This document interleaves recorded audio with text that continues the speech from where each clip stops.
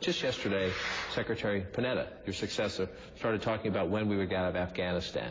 And some say that he accelerated the timetable by saying combat operations would end in 2013. They're trying to say today, no, if the goal is to be finished in 2014, you have to start at one point.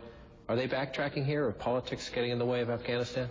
The key, I think, for us is not here in the end game to get too impatient. We've invested too much in terms of lives and sacrifice and dollars to get too impatient just because we're tired.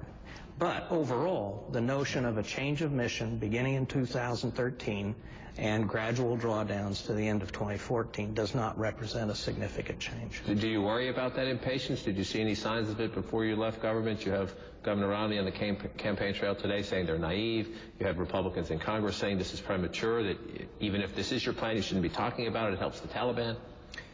Well, I think we have been talking about it. We've been talking about it ever since the 2014 date was established, ever since the President announced some time ago his decisions in terms of beginning to bring out the surge. I mean, the reality is the surge will have lasted longer in Afghanistan than it did in Iraq.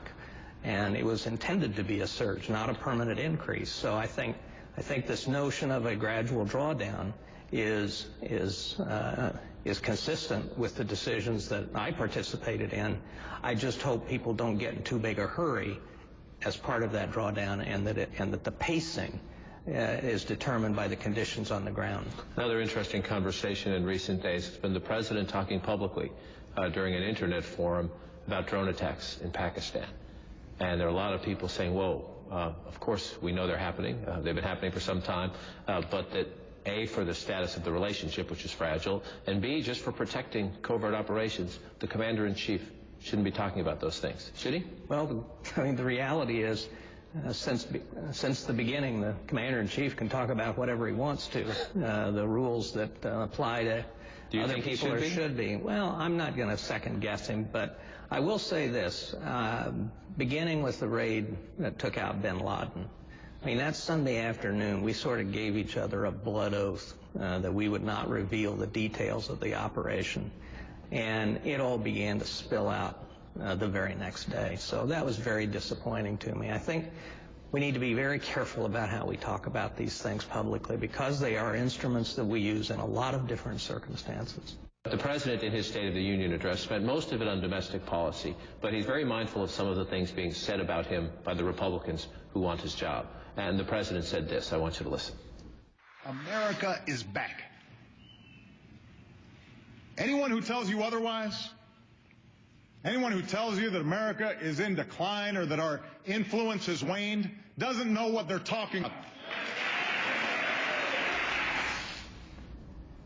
Governor Romney, Speaker Gingrich, Senator Santorum, all of the remaining Republicans except Ron Paul say America's in decline. America's influence around the world is waning. Who's right, the President of the United States or those Republicans?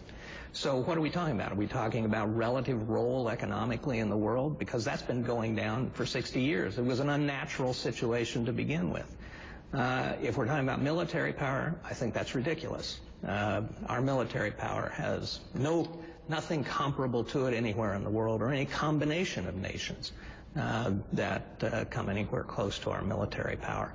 Our influence, I think that wanes and waxes depending on the international environment. The one constant is that they see us, as Madeleine Albright once put it, as the indispensable nation. Nothing gets done internationally without American leadership. I don't think that's changed. This is Governor Romney, who says essentially when it comes to foreign policy, President Obama, a president you served, is soft.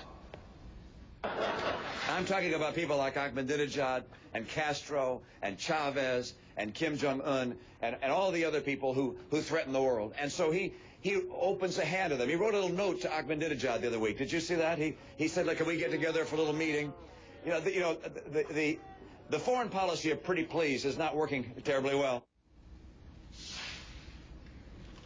You were in the Oval Office, in the Situation Room, in tense situations. Does President Obama have a foreign policy of pretty please? Well, this is the president that sent 60,000 additional troops to Afghanistan. This is the president that ordered the killing of Osama bin Laden, a number of other al-Qaeda operatives over the years.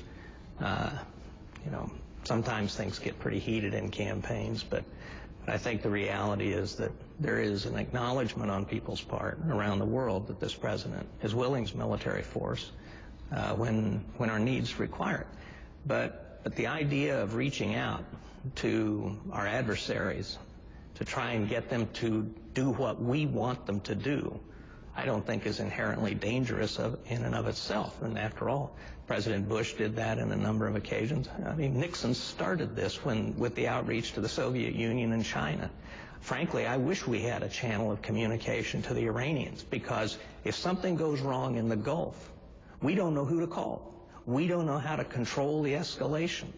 And we worry that they don't know how to control it either, because there's nobody to talk to. So it depends on the content of the outreach.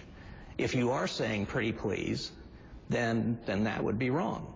But I don't think this president is. I don't think any president that I worked with has ever said pretty please. You mentioned the risk of the Iranian situation and the uncertainty and the unpredictability of it. I want you to listen to Speaker Gingrich here. Here's his approach, how he talks about moving as quickly as possible to keep Iran from getting a nuclear weapon. I think replacing the regime before they get a nuclear weapon without a war beats replacing the regime with a war, which beats allowing them to have a nuclear weapon. Those are your three choices. Are those the three choices, or is...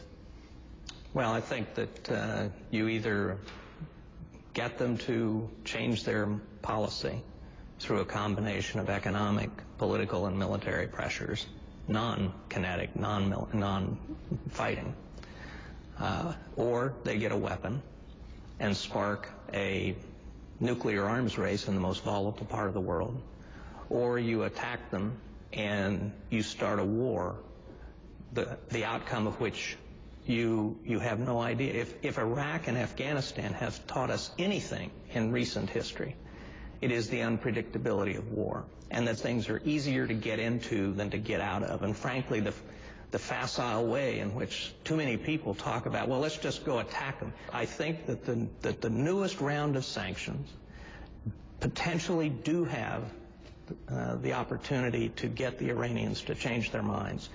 But this is a very, very difficult and dangerous set of choices, frankly, before us.